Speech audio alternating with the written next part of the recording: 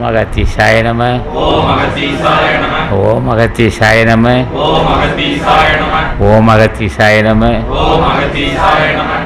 நாம் சுட்டி காட்டக்கூடிய ஒன்று, தலைவன் திருவடி எப்படி பூஜை செய்ய வேண்டும், யாரை எப்படி வணங்க வேண்டும் என்பதெல்லாம் பல கூட்டத்தில் பல விகிதமாக சொல்லியிருக்கிறோம்.